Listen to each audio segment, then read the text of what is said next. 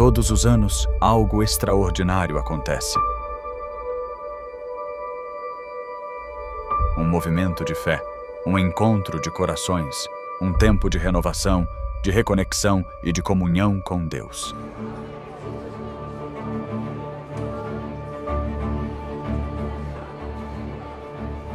Essa é a Campal Terceiro Anjo. Mais do que um evento, é um chamado divino que une famílias, amigos e irmãos de fé de todo o país.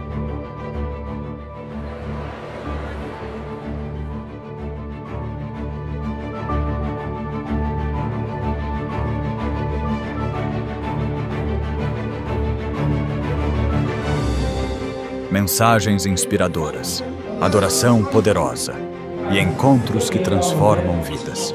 Cada instante é pensado para reacender a fé e fortalecer sua caminhada com Cristo.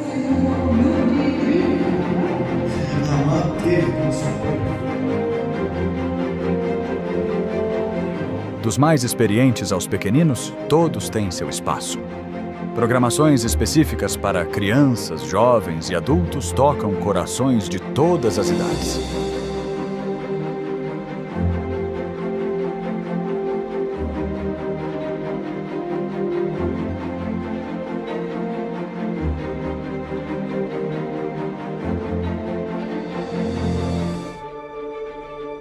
Conexão, comunhão, compromisso. Seja sua primeira vez ou sua terceira, a Campal Terceiro Anjo te recebe de braços abertos.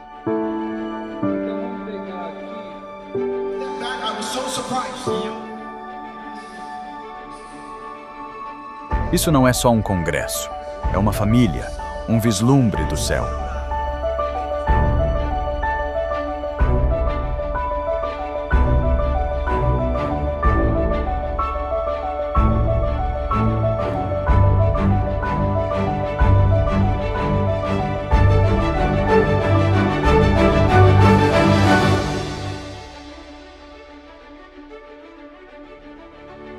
A Campal Terceiro Anjo 2026 já está sendo preparada.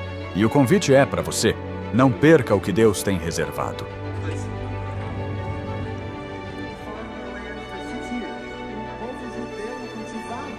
A cada ano damos um passo a mais perto do propósito, mais perto uns dos outros, mais perto do céu.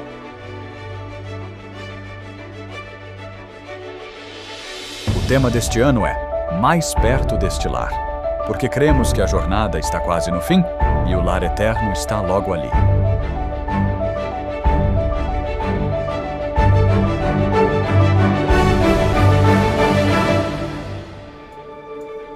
Campal Terceiro Anjo 2026. Mais perto deste lar. Esperamos você lá.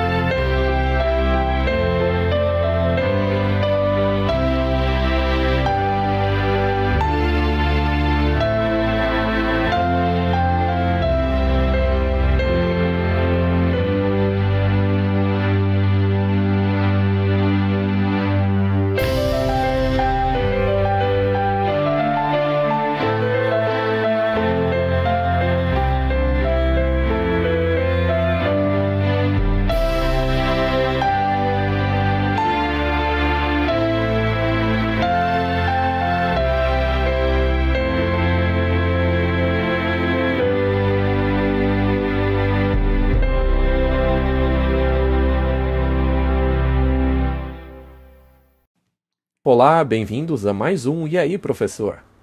Olá, Martin. Oi, Walter. Eu espero que você não esteja tão infeliz quanto esse sujeito aí parece estar.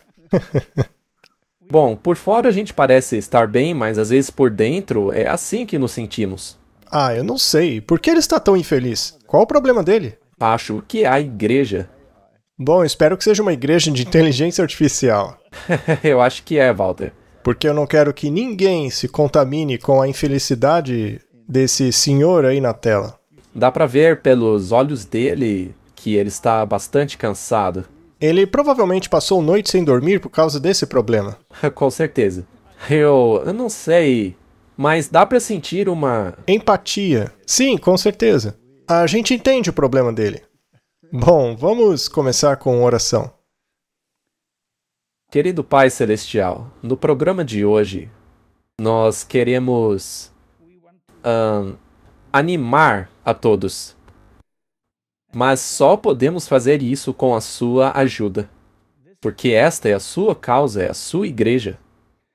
Tudo isso tem a ver com o seu ministério. Então, por favor, dá-nos as palavras a serem ditas aqui hoje. Ajuda-nos, em nome de Jesus. Amém. Amém? Bom, acho que seremos... ridicularizados em alguns lugares, não é? Muitos ficaram chateados conosco hoje, mas a pergunta do programa é: devemos deixar nossa igreja? Porque cada vez mais por aí ouvimos que essa é a coisa certa a se fazer. Há pessoas abandonando a igreja e elas têm os seus motivos. Já outros estão entrando em nossa igreja por razões exatamente opostas. Então é muito estranho o que está acontecendo nas igrejas, não é? Se você não concorda com o pensamento exato de algumas pessoas, neste caso, você está condenado a ir direto para o inferno. Você já encontrou pessoas que agem assim? Sim, para elas você já era. Se não concorda com elas, não há solução para você. Muito bem, vamos falar sobre a igreja. Devemos nós abandonar esta igreja? Como todos sabem, existe uma confusão de ideias dentro da igreja hoje. Sendo mais claro, existe uma apostasia dentro dela. Ou, melhor dizendo, existe uma apostasia de acordo com a percepção de algumas pessoas. Mas, segundo a percepção de outras pessoas, isso é fanatismo, então os dois nunca vão concordar. Mas, afinal, quem decide quem é joio e quem é trigo? Muitas pessoas acreditam que são elas mesmas que fazem esse julgamento. Há certas pessoas dentro da igreja que parece que fizeram faculdade de decidir quem é joio e quem é trigo. Ora, mas a Bíblia diz que são os anjos que separarão um do outro. Uns serão separados como joio e outro como trigo. Muitas vezes, no início, uma planta parecia uma erva daninha, mas, ao final das contas, na verdade, não era. E especialmente no Oriente Médio, onde as ervas daninhas são muito parecidas com os grãos verdadeiros, e só era possível distinguir as variedades quando ambas estavam maduras. Além disso, um determinado grão pode estar em crescimento, não é? Nós já falamos disso muitas vezes. Sim, como o caso de Arão. Pois é, imagina só se o pessoal hoje tivesse que escolher se Arão faria parte da igreja quando Moisés desceu da montanha, não é? Você votaria nele na conferência geral, depois de vê-lo envolvido com o bezerro de ouro? Com certeza não. Com certeza não, não é? Pois é, esse é um exemplo complicado, não é? Mas, muito bem. Bom, devemos então sair da igreja, mas essa pergunta implica em quem é a igreja? E essa é uma questão muito importante. Essa é a questão que fomenta toda a discussão hoje em dia nas igrejas. E muitos usam o espírito de profecia para isso. Pois é, usam mesmo. Os dois lados. É verdade. Mas quem é a igreja então? Martin, a Bíblia diz que o Espírito e a noiva dizem vem. Exatamente. O que a noiva está fazendo ali? O Espírito não é suficiente?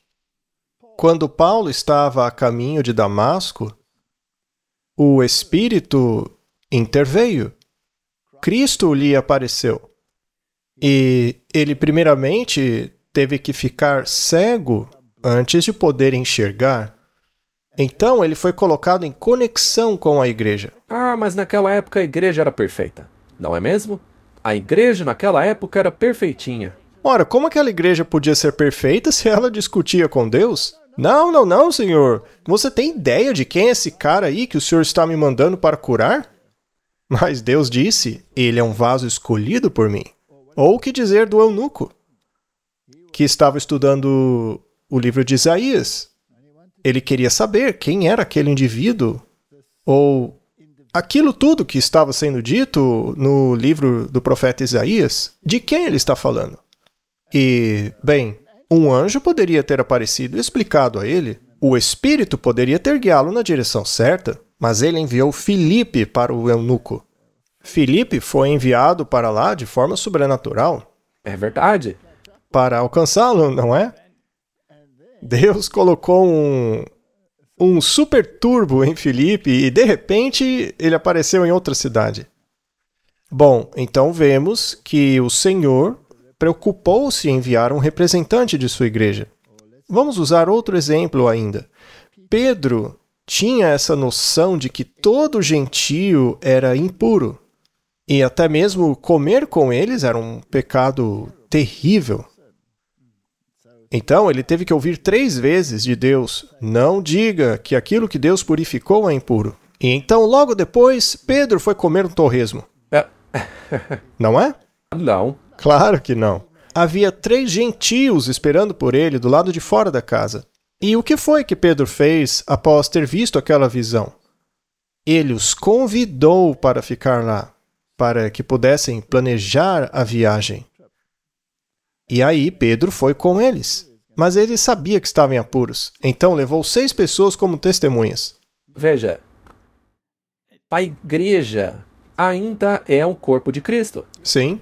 Bom, número 1. Os amigos de Pedro ficaram chateados, porque se aqueles gentios passassem a noite lá, significa que 6 gentios estariam dormindo em suas camas.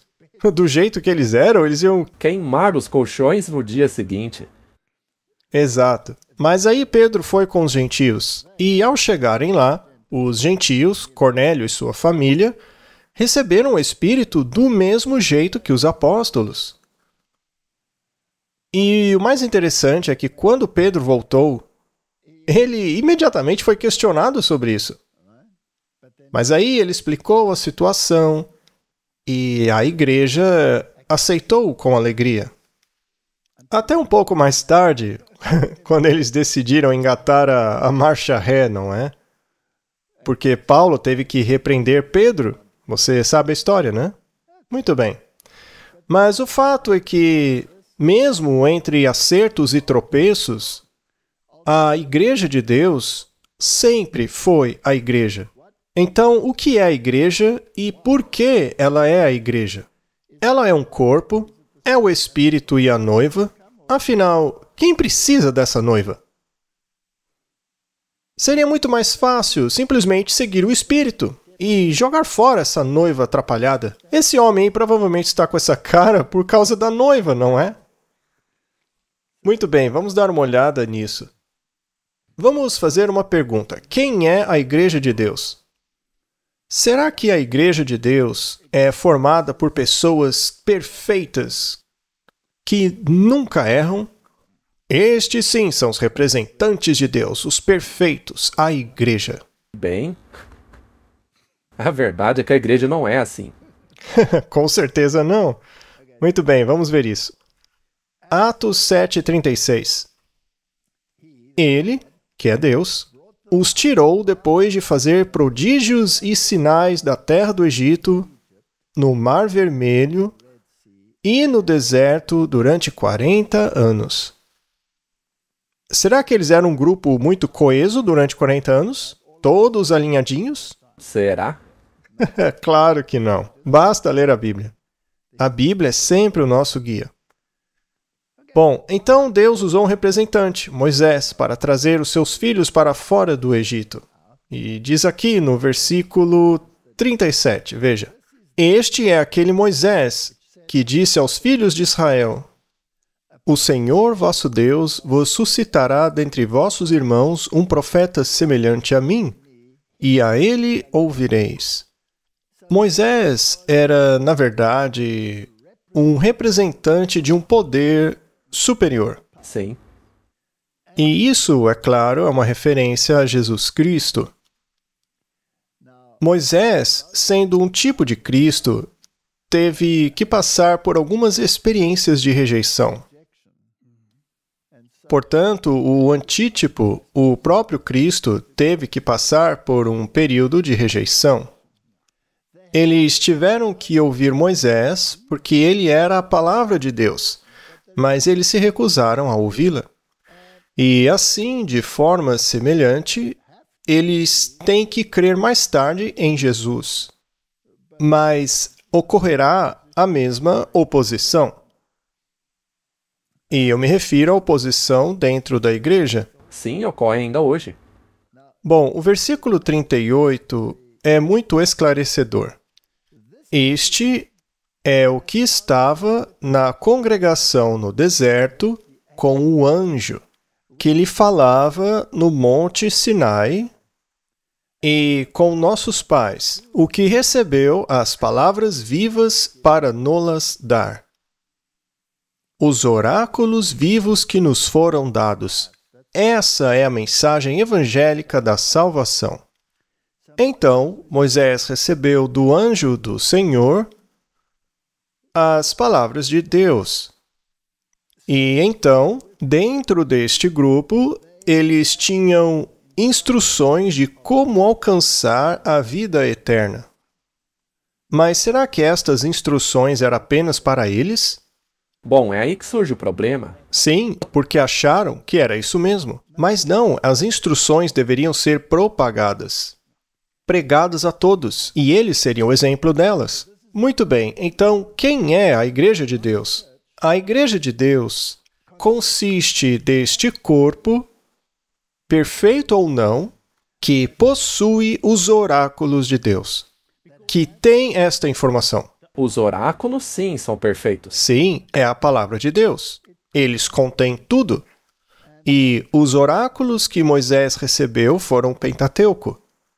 Estes são os 5 primeiros livros de Moisés. E junto com esses 5 livros, ele também escreveu o livro de Jó, que conta sobre algumas mentalidades diferentes dentro da igreja que nem sempre estavam em harmonia com essa palavra. E é um livro muito bom. É incrível, como você acabou de dizer, isso explica um pouco das diferentes mentalidades dentro da igreja. Correto? Então ele escreveu os 5 primeiros livros e o livro de Jó, que fala sobre os conflitos e mentalidades. Ele também escreveu alguns salmos. É como se fosse um inário. Eles tinham um inário, eles tinham a palavra de Deus. E estes 5 primeiros livros, que em tipo apresentavam todo o plano da salvação. Qualquer outra coisa que tivesse que vir depois pela voz dos profetas e que foi acrescentado aos oráculos, tinham que estar em harmonia com estes 5 primeiros livros. Tudo que um profeta viesse a dizer depois era chamado de testemunho, e o testemunho tinha que estar em harmonia com os 5 primeiros livros de Moisés, que, aliás, tinham os 10 mandamentos. Essa é a palavra de Deus. Então Deus disse ao seu povo: olha, aqui estão as minhas informações. Agora pregue-as ao mundo. Agora, esse povo foi um total desastre. Mas mesmo assim, apesar de terem sido um desastre, muitos aceitaram a verdade e foram salvos. Eles olharam e viveram. Muito bem. Sabemos que a nação judaica rejeitou o Messias. Será que o Messias foi claramente retratado nos 5 primeiros livros da Bíblia? Claro.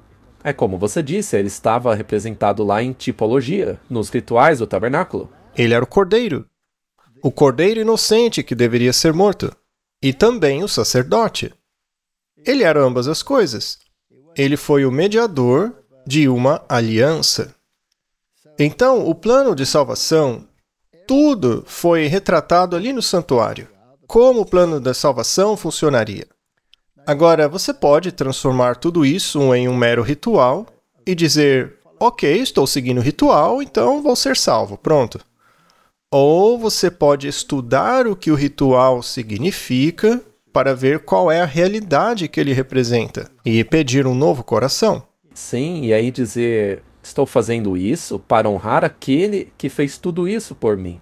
Então, se eu decidisse não fazer nada do que está lá escrito, mas fosse um israelita, neste caso eu estaria caminhando com eles, mas na realidade não vivendo a verdade, é apenas fachada. Sim, eu poderia até fazer todos os sacrifícios e ofertas, etc., mas não seria de coração. Então, podemos dizer que esse foi um teste perfeito, vamos colocar assim, para ver se eles andariam pelo caminho ou não. E isso aconteceu dentro das fileiras da igreja. Bom, você pode abandonar essa igreja? Claro, se você quiser. Sim, mas neste caso você já não teria os oráculos. Não, você estaria no deserto. Pois Deus deu os oráculos à sua igreja. Você estaria na escuridão se não permanecesse com a verdade. Correto. Então vamos um pouco ainda mais longe e dizer que quando a nação judaica rejeitou o Messias, que foi claramente retratado no Pentateuco, quem então se tornou os guardiões dos oráculos de Deus? Esta é a questão. Quem hoje representa o que os oráculos da palavra de Deus têm a dizer? Vamos ler na Bíblia. Atos 13:46. Então Paulo e Barnabé, ousando, disseram. E veja, aqui eles estão falando aos judeus. Está falando aos israelitas biológicos. Eles disseram, era necessário que a palavra de Deus fosse pregada primeiro a vocês. Mas visto que vocês a rejeitam e se julgam indignos da vida eterna, eis que nos voltamos para os gentios. Vemos uma mudança aqui? Sim. Porque eles rejeitaram os oráculos. Eles tinham os oráculos, mas rejeitaram-no completamente. O que se tornaram eles então? Fizeram deles apenas um ritual, apenas uma tradição. Eles seguiam a tradição, mas não tinham mais os oráculos. Eles os tradicionalizaram, digamos assim. Então, vamos para Apocalipse 12, verso 6. Lá nos diz quem assumiu esses oráculos. E a mulher, lembre-se, na Bíblia, a mulher é a igreja. Ela fugiu para o deserto. Os filhos de Israel não passaram pelo deserto? Sim. Então temos uma experiência semelhante. Assim, a mensagem que abrigava a questão da salvação estava com os israelitas. Mas eles a rejeitaram. E Deus disse, então vou para os gentios, darei a eles. E assim nasce a igreja primitiva. Eles tinham a palavra de Deus, a mesma que os israelitas tinham, mas reconheciam que a figura central era o Messias e que o tipo havia encontrado o seu antítipo. Então, eles eram os únicos que podiam explicar e levar os oráculos de Deus ao mundo. E aqueles que queriam apenas manter a tradição e esquecer o significado dos símbolos foram deixados para trás. Individualmente, ainda poderiam se unir à igreja, mas como nação, já era. Foi tirado deles e dado aos gentios. Correto? E essa mulher, a igreja, também foi perseguida. Assim como perseguiram e mataram os profetas, eles perseguiram esta igreja. Os jogaram na prisão, os espancaram, e quanto mais faziam isso, mais ela crescia. Então, primeiramente, eles perseguiram a igreja. Eles enviaram Paulo para persegui-la, que naquela época ainda era chamado de Saulo. Disseram, vai e persiga essas pessoas. Mas ele se tornou um deles. Sim. E isso foi um problemão para eles. Então, esta seita terrível que ele mesmo perseguiu, na verdade, o acabou convencendo. E ele se uniu a ela. Ele agora tinha orgulho de fazer parte desta seita, não é? Então, esta é a igreja. Esta mulher foi perseguida não apenas internamente, mas também pelos poderes políticos. Os romanos, Nero, que os usavam como tochas, não é? E os queimavam no Coliseu. Mas aí a igreja fugiu para o deserto. Ela teve que se separar das ideologias que a cercavam. Sejam elas baseadas na tradição ou baseadas no paganismo. Separe-se era a ordem. E assim ela fugiu para o deserto, onde Deus havia preparado um lugar para que ela pudesse ser alimentada. Alimentada. Alimentada do quê? Dos oráculos. Dos oráculos. Ela ia estudar a palavra, entender a Bíblia. Quanto tempo durou este processo? 1260 dias. Martin, este período de 1260 dias, que na verdade são anos, são um período da supremacia papal, onde, mais uma vez, a tradição tomou o lugar dos oráculos. Isso mesmo. Os oráculos estavam escondidos. Eles estavam escondidos em uma língua estrangeira, o latim. Ninguém os lia. Ainda que os tivessem à mão, não conseguiam entender essa língua. Aliás, ninguém sabia ler naquela época, certo? Mas Deus alimentou a sua igreja. A palavra não desapareceu. Então essa igreja era agora aquela que tinha os oráculos no deserto e era alimentada pela palavra de Deus. Mas o que acontece depois dos 1260 dias? E se você se lembrar do nosso entendimento profético, começou no ano 538, quando o papado assumiu sua influência política, até 1798, quando ele perdeu sua influência política. Agora, ela era apenas uma mulher que baseava seus ensinamentos na tradição, assim como os judeus. Mas após esse período, ela não era mais um poder político. Então, essa mulher que tinha os oráculos e era alimentada por eles durante aquele período de 1260 dias, que na verdade são anos, e terminou em 1798. O que aconteceu depois disso? Vamos ler Apocalipse 12 para ver o que aconteceu. E ouvi uma grande voz no céu que dizia: agora é chegada a salvação e a força e o poder do seu Cristo, porque o acusador de nossos irmãos foi lançado fora, o qual os acusava diante do nosso Deus dia e noite. Então, Cristo é o centro, e eles têm os oráculos. E eles o venceram pelo sangue do Cordeiro. Venceram o inimigo, né? Venceram pelo sangue do Cordeiro. Este é o plano da salvação. E pela palavra do seu testemunho. Então agora, esta é a palavra de Deus, que consiste no Pentateuco, mais o que os profetas acrescentaram. E não amaram as suas vidas até a morte. Portanto, alegrai-vos, ó céus, e vós que neles habitais. Ai dos moradores da terra e do mar. Estas são as nações ao redor. Porque o diabo desceu até vós com grande ira, pois sabe que lhe resta pouco tempo. O curto período de tempo que lhe resta é desde o tempo de Cristo até o fim do tempo da graça. E já se passaram 2000 anos desde o início desse período, não é? E quando o dragão viu que tinha sido lançado na terra, ele perseguiu a mulher que dera à luz o filho varão. Então ele perseguiu a igreja que tinha Cristo como seu centro.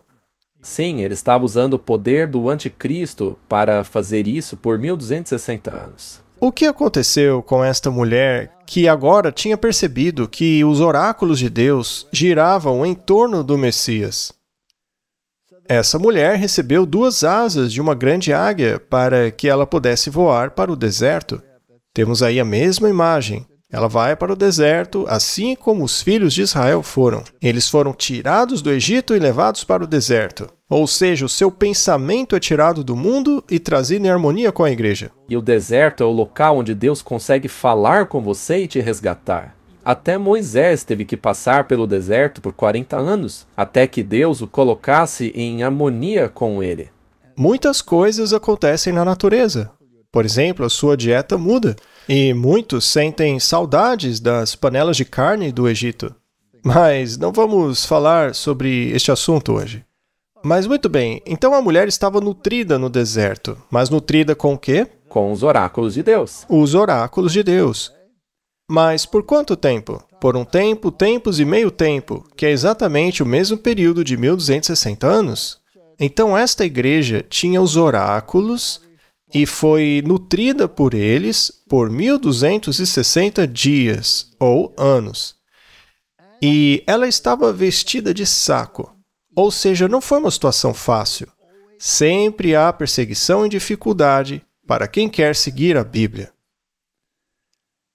E a serpente, é claro, queria pegá-la. Muito bem. O que aconteceu então? O que aconteceu depois dos 1260 dias? Leiamos o versículo 17.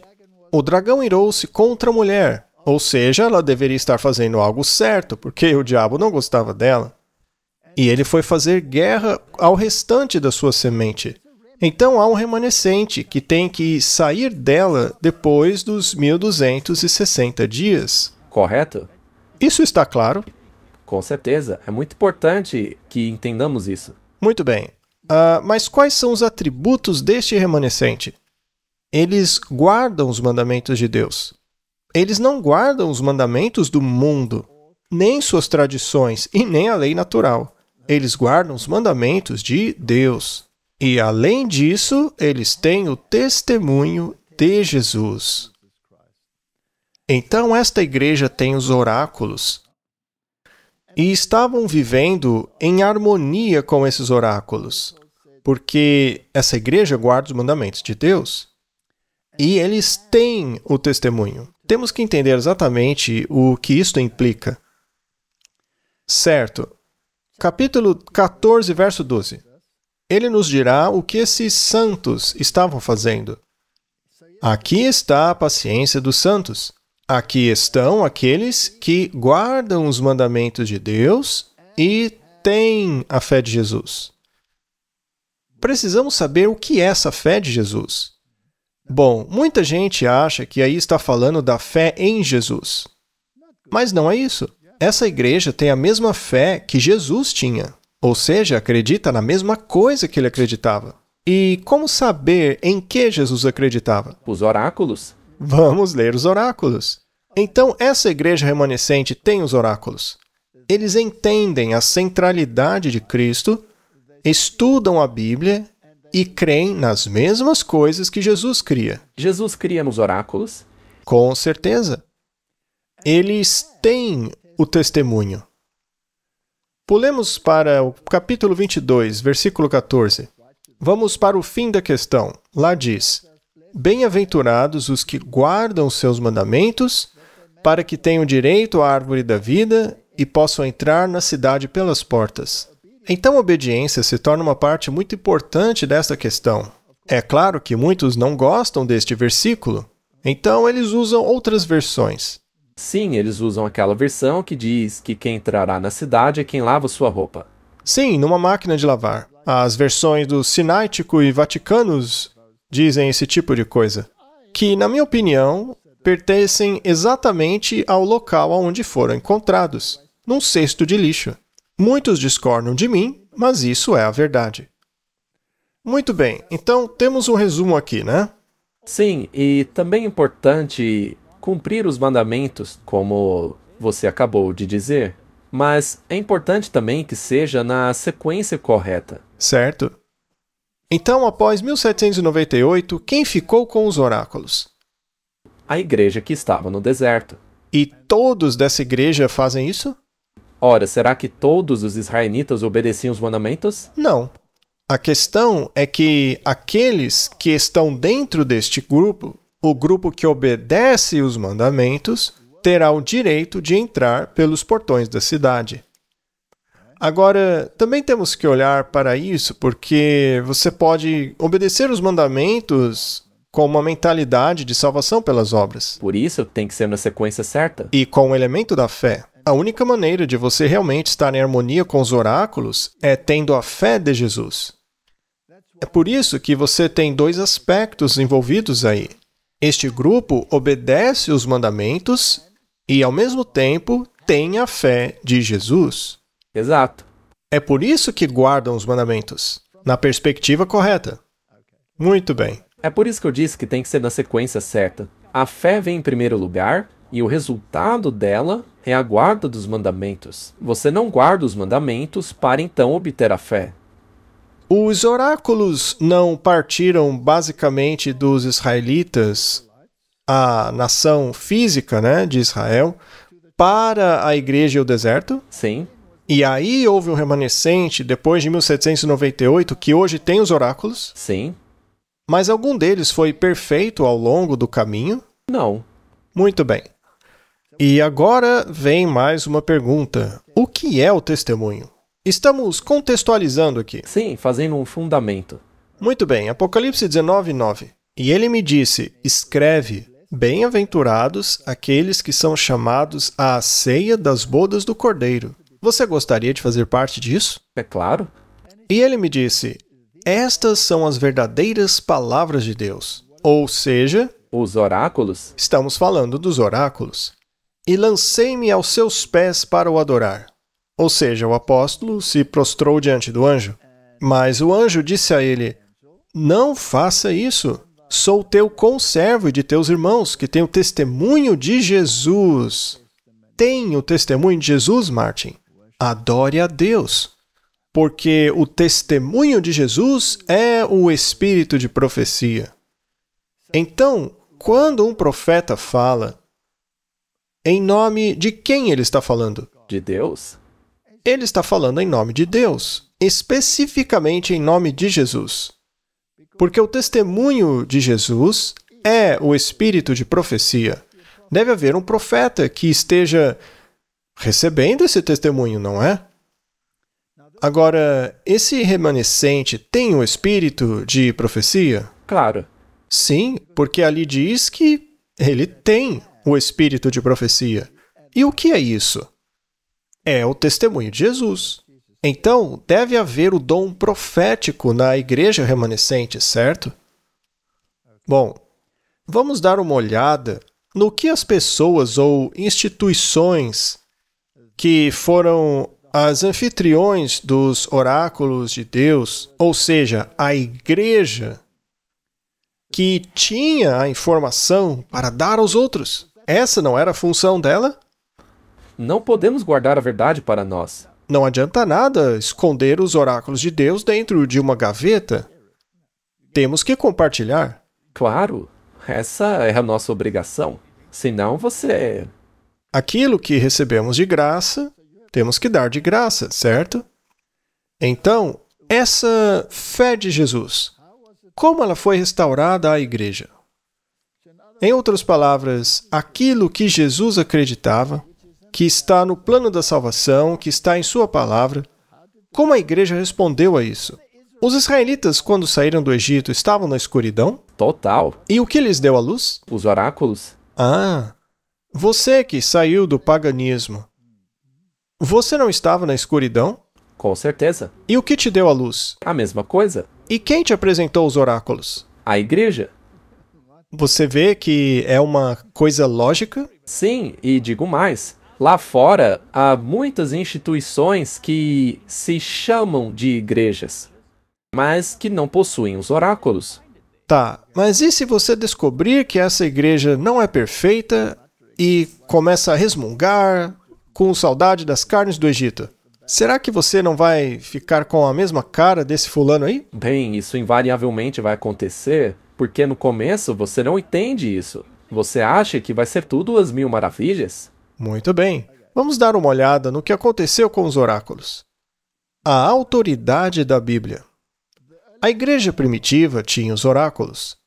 Então eles, de alguma forma, acabaram se perdendo na tradição de novo, não é? Aí Deus teve que fazer algo a respeito. Sempre houve uma voz, como as do valdenses ou albigenses, ou de outras partes, como a igreja celta, que mantiveram a fé. Mas, basicamente, ela acabou se perdendo. Ela foi espalhada, né? Ninguém tinha todos os oráculos. Eles estavam escondidos em algum lugar. É interessante que durante este período havia oráculos, mas eles estavam dispersos. A mensagem não conseguia chegar onde deveria chegar, e nem com a força total que ela tinha. Os oráculos tinham que ser reagrupados. Se o mundo inteiro tem que ser avisado para que se tome a decisão final, certamente o mundo precisa dos oráculos. Sim, todos juntos. Todos eles.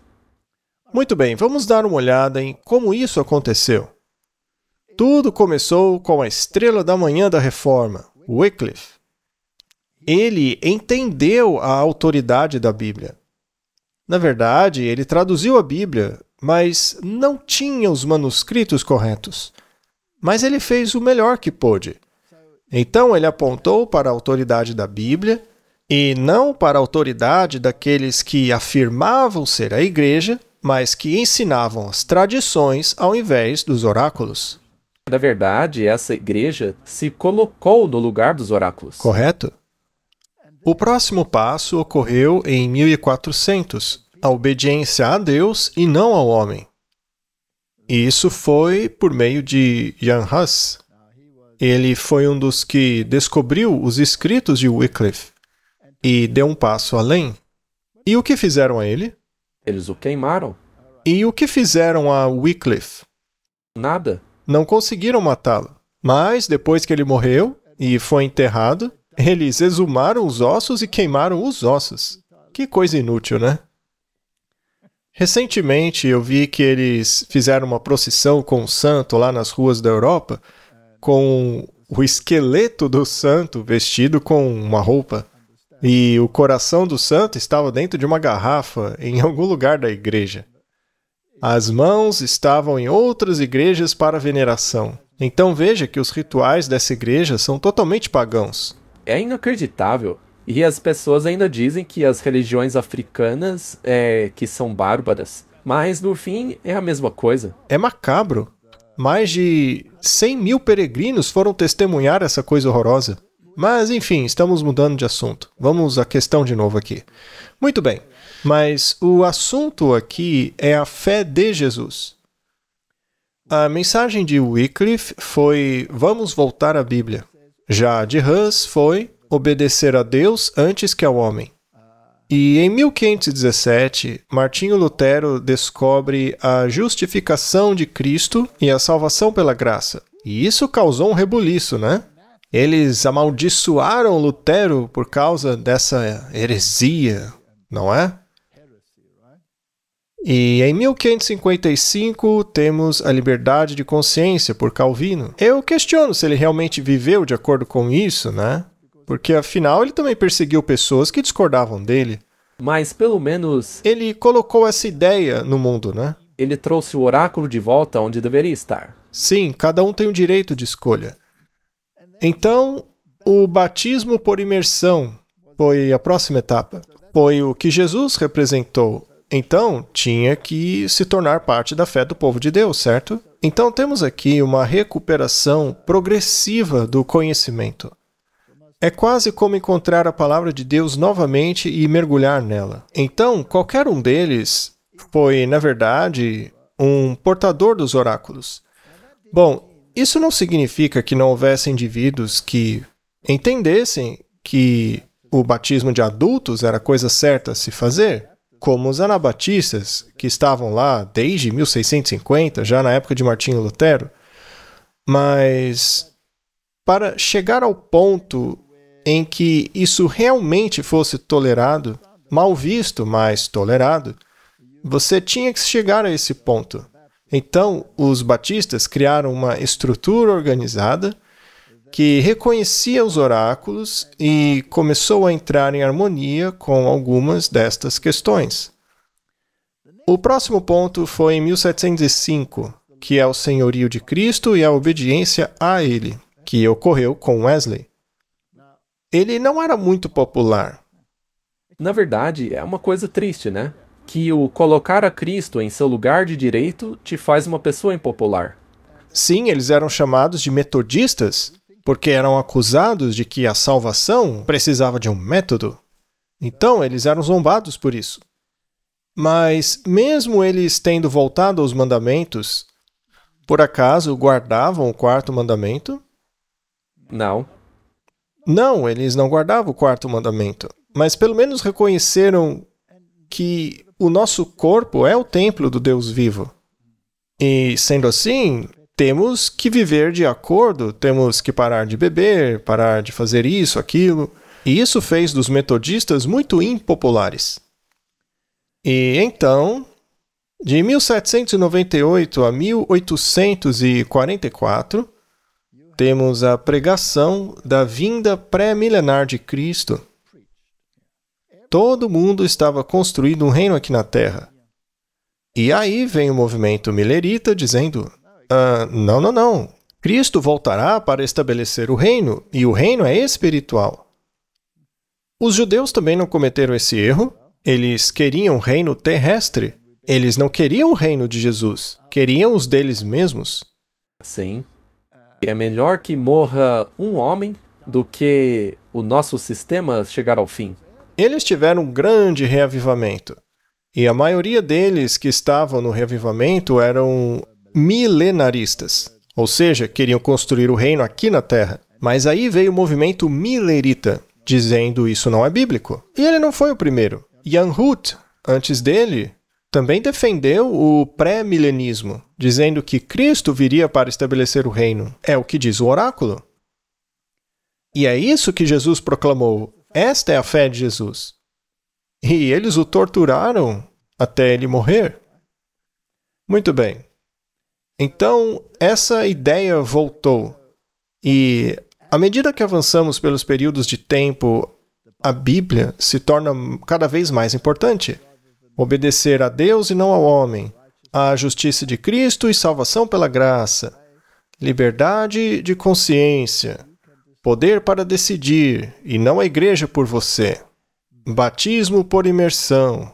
Você se torna um membro do corpo de Cristo ao entregar sua vida a Ele, aceitando os ensinamentos e ilustrando a morte do velho eu e a ressurreição no padrão de pensamento na fé de Jesus. E aí você entende que Jesus é o Senhor. Temos que ser obedientes a Ele, não apenas com leis espirituais, mas também as leis físicas da saúde. Isso foi com Wesley. E aí Cristo virá para estabelecer o reino e temos que ser obedientes a Ele. E, finalmente, a partir daí, temos o movimento adventista, que resume todas estas filosofias. Reunindo os oráculos. E isso, reunindo os oráculos. Em um sistema organizado. Sim. E proclamando a mensagem dos 3 anjos. Chegou a hora do seu juízo. Adorai aquele que fez os céus, a terra e as fontes das águas. As igrejas que não aceitam essa mensagem tornam-se parte da Babilônia. Elas caíram. E não aceite a marca da besta. Não aceite uma religião baseada em falsas tradições, em um dia pagão de adoração, ao invés do caminho de Deus. Estas são as 3 mensagens angélicas. Então, quem tem os oráculos hoje, Martin? O movimento adventista. O movimento adventista tem os oráculos, então esta deve ser a igreja.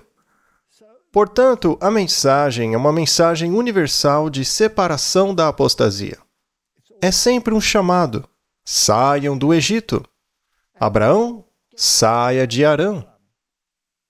Vá para o deserto. Não é mesmo? Apocalipse 14, verso 6. E eu vi outro anjo voando pelo meio do céu, tendo o evangelho eterno. Ora, estes não são os oráculos? Sim. Para proclamar aos que habitam sobre a terra. O que é o evangelho, Martin? Qual é o mistério que envolve o evangelho? É Cristo. Ele se tornou ser humano. Ele levou o meu pecado sobre si, ele morreu em meu lugar. Ele se tornou o meu sumo sacerdote e o meu mediador. Preciso entrar em harmonia com Ele.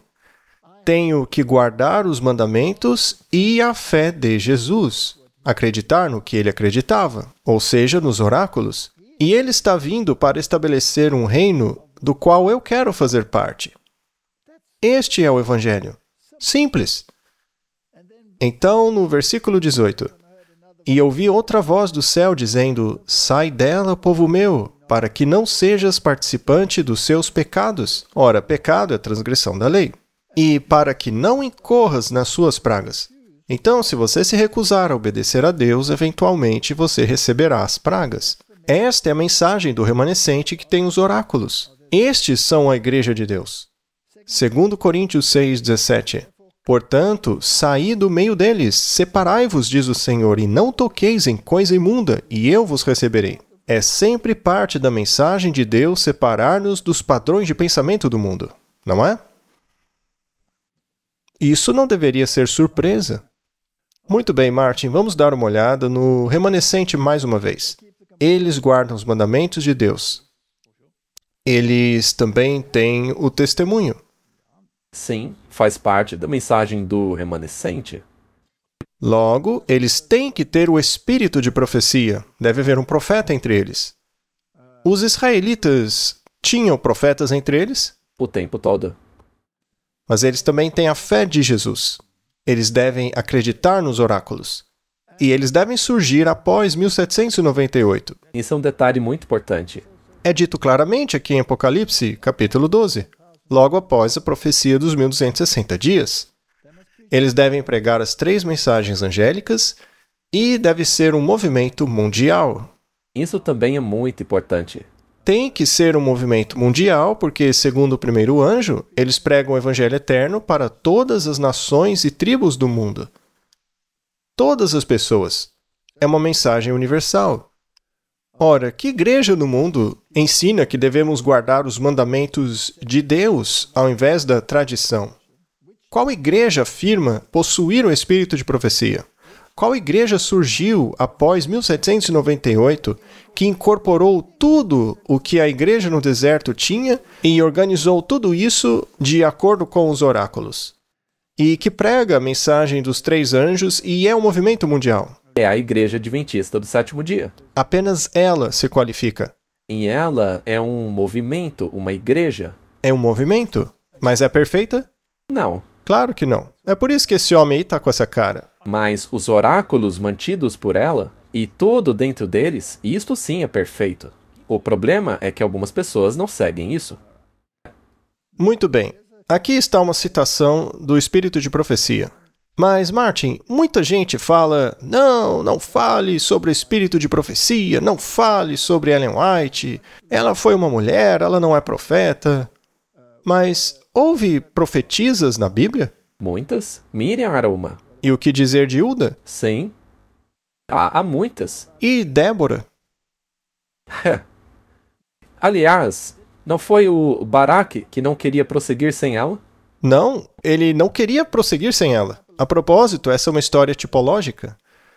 Mas eu não serei muito apologético, porque isso é muito bíblico. É um dos requisitos para se qualificar como igreja remanescente. Certo. Agora, se há tanta confusão no mundo, não seria bom se Deus desse uma pequena orientação que está em absoluta harmonia com a palavra de Deus, para que quando você estude a palavra de Deus, você realmente o encontre lá? Vejamos o que ela mesma diz. Os homens podem armar esquema após esquema, e o inimigo buscará seduzir as almas da verdade. Mas todos os que creem que o Senhor falou por meio da irmã White, e lhe deu uma mensagem, estarão a salvo das muitas ilusões que sobrevirão nesses últimos dias. Bom, ou isso é o maior absurdo que você já leu na vida, ou é verdade. É um dos dois, né? E se for verdade, você não pode selecionar qual mensagem dela você aceita. Ou seja, temos que observar essas mensagens e estudá-las. E após as ter estudado, você se pergunta, isso que eu li está em harmonia com a Bíblia, com a lei e o testemunho dos profetas anteriores? Você então vai à palavra de Deus, que é a norma suprema. E se você constatar que está em harmonia, então é melhor dar ouvidos. Se ela diz que você não deve cobiçar as panelas de carne, e você encontra exatamente isso lá em Êxodo, que eles cobiçaram as panelas de carne do Egito e Deus não ficou satisfeito com eles, e enviou uma magreza em suas almas e eles perderam o discernimento. Isso está em Salmos. Sim, e se eu disser, mas eu amo as panelas de carne do Egito, eu não quero dar ouvido a esta mensagem. Bem, significa que você não está ouvindo a Bíblia também. Infelizmente, muitas ilusões surgiriam depois disso. E muitos deixarão a igreja porque não querem ouvir o que está sendo dito aqui, certo? Ou talvez até deixem a igreja porque utilizam esses textos de maneira errada. Ou cite metade deles. Você pode citar metade da Bíblia apenas? Se você quer sustentar algo que você quer dizer e não o que a Bíblia diz, aí sim. Só que isso é errado. A Bíblia inteira deve ser considerada, assim como todo o espírito de profecia. Será que posso desconsiderar Atos 8:37, caso eu não goste da mensagem? Não. Mas as traduções modernas fazem isso. Ah, sim, claro. Se não é conveniente, eles eliminam. Como fizeram na NIV, não é? Você simplesmente deixa de fora.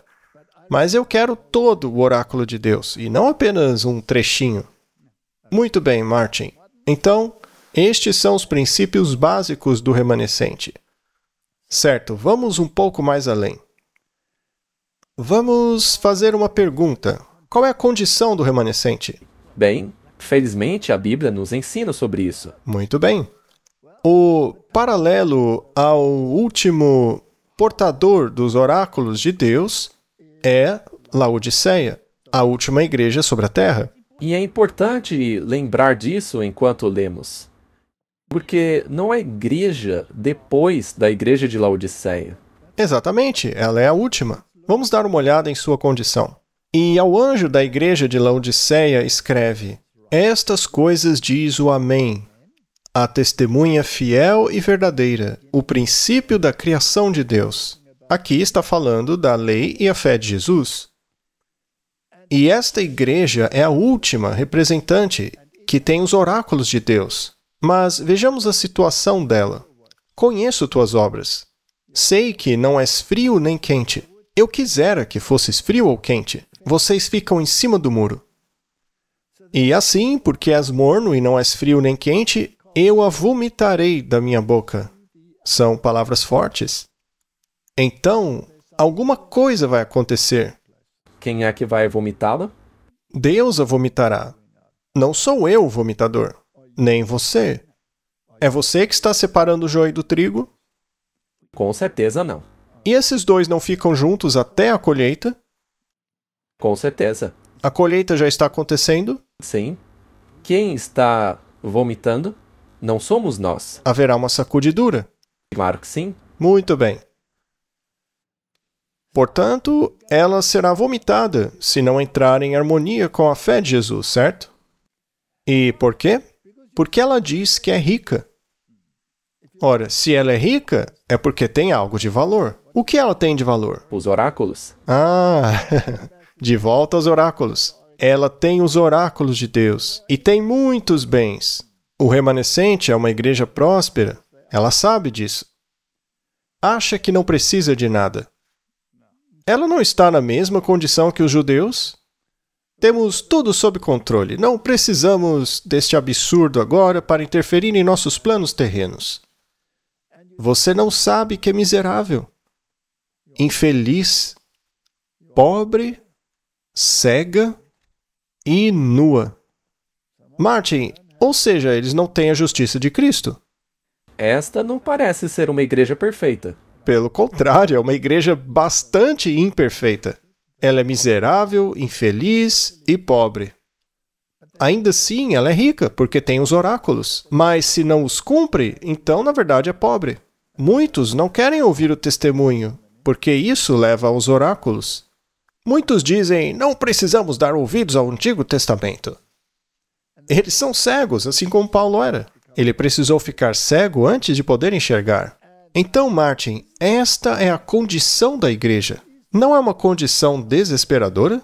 Depende a quem você faz essa pergunta. É desesperadora se você não reagir.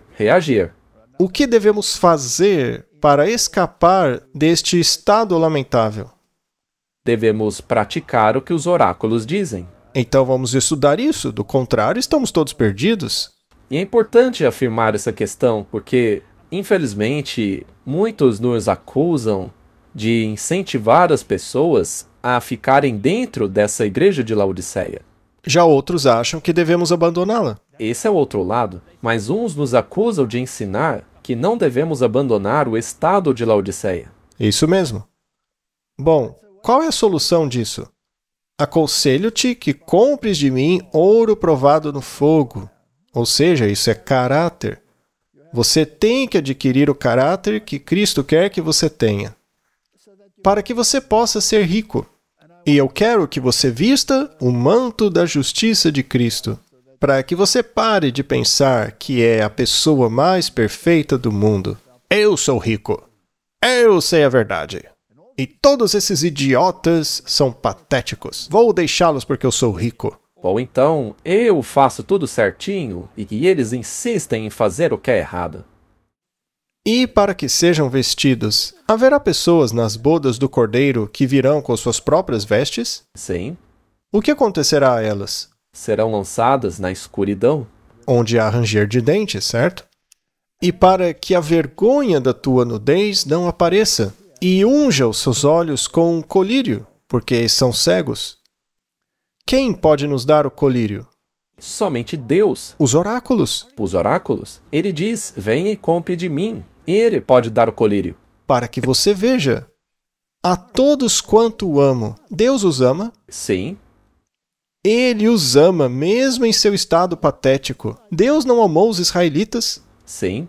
A todos quanto amo, eu repreendo e castigo. Sejam, pois, zelosos e arrependam-se. Eis que estou à porta e bato. Se alguém ouvir a minha voz e abrir a porta, eu entrarei em sua casa e com ele cearei, e ele comigo. Eu queria perguntar algo sobre repreensão. Como Deus repreende uma pessoa? Ele a coloca na fornalha da aflição. E ele também faz isso com os oráculos? Então, não está escrito ali, os seus irmãos irão repreendê-lo e castigá-lo. Se ele fala o testemunho de Jesus, esta é a sua palavra? Sim, Não é o oráculo, claro que é. é a palavra dele, não é?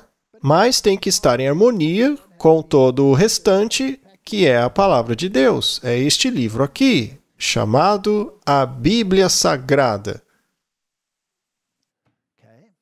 É ele quem faz a repreensão e a disciplina. Então, há uma superação aqui. E eu lhe concederei sentar-se comigo no meu trono, assim como eu também venci e sentei-me com meu Pai em seu trono.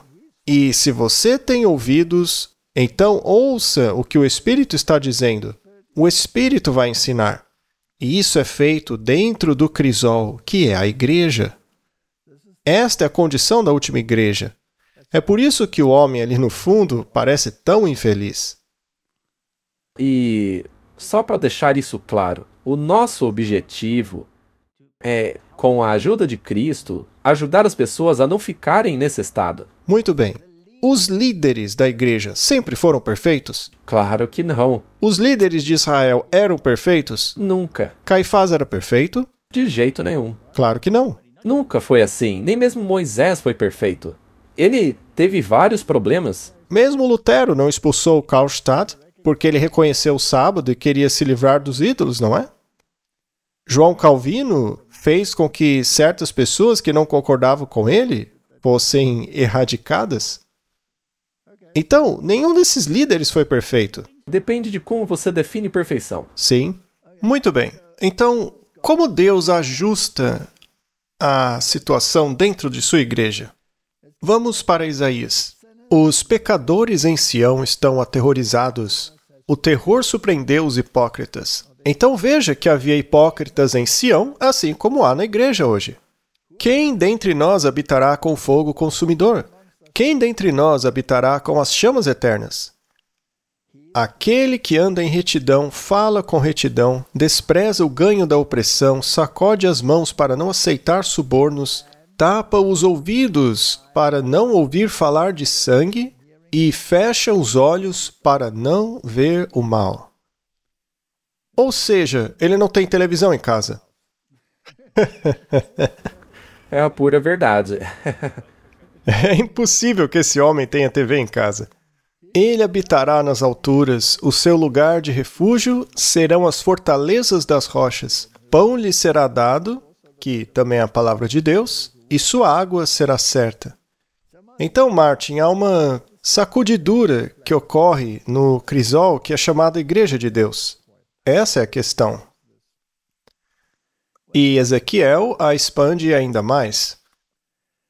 Ele também clamou aos meus ouvidos em alta voz, dizendo: Fazei chegar os que estão encarregados da cidade, cada um com a sua arma destruidora na mão. E eis que 6 homens vinham do caminho da porta superior, que olha para o norte, ou seja, é onde está o trono de Deus, e cada um com uma arma destruidora na mão. E um homem entre eles estava vestido de linho, que é um símbolo da justiça de Cristo, com um tinteiro de escrivão à sua cintura. E entraram e se puseram junto ao altar de bronze. E a glória do Deus de Israel se levantou do querubim, sobre o qual ele estava, para a entrada da casa. E ele chamou o homem vestido de linho, que tinha o tinteiro de escrivão à sua cintura. Então, temos aqui uma investigação, um registro de tudo o que está acontecendo no coração, certo? Quem é o homem com o tinteiro? Bem, é um anjo que foi enviado, e ele foi comissionado a fazer o que Cristo lhe ordenou fazer, que é registrar o que todos estão fazendo. Então ele não é um membro da igreja. Não, ele é um ser angelical. E o Senhor lhe disse a esse anjo, né? Passa pelo meio da cidade, pelo meio de Jerusalém, que aqui é um símbolo da igreja. Na verdade, a gente poderia ler passe pelo meio da igreja, né? Passe pelo meio da igreja e marque com um sinal nas testas dos homens que decidiram deixar a igreja por causa do seu estado de Laodiceia. É isso que diz aí no texto, Martin? Não. Vamos ler novamente. Vamos lá. Vou tentar ler de novo esse oráculo. Vamos lá. Coloque uma marca na testa, ou seja, pensar em harmonia com o testemunho de Jesus, dos homens que suspiram e choram por toda a abominação que se faz no meio dela. Parece esse homem aí? Parece esse homem, mas neste caso ele não saiu da igreja, ao contrário dos outros que decidem abandonar a igreja de Deus. Exatamente. Tudo bem você suspirar e chorar no meio da noite. Mas será que é bom suspirar e chorar pedindo para que todo mundo saia da igreja? Claro que não. Ele só está suspirando e chorando, mas dentro da igreja. Continuando. E aos outros disse: Passai pela cidade após ele e matai. Não poupeis o vosso olho, nem tenhais piedade. Matai velhos, moços, moças, crianças, mulheres, até exterminá-los. Mas não vos aproximei de nenhum homem sobre quem estiver o testemunho e a fé de Jesus. E começai pelo meu santuário. Quem vai resolver a bagunça então, Martin? Deus com seus anjos. É Deus que vai limpar a igreja. Ele não está pedindo para que a gente saia dela. Deixe que Deus separe o joio do trigo. Então começaram pelos anciãos que estavam diante da casa. E é por isso que eu fiz aquela pergunta antes. Não é um membro da igreja, ou um pastor, um evangelista que está fazendo essa obra aí. Não, não é.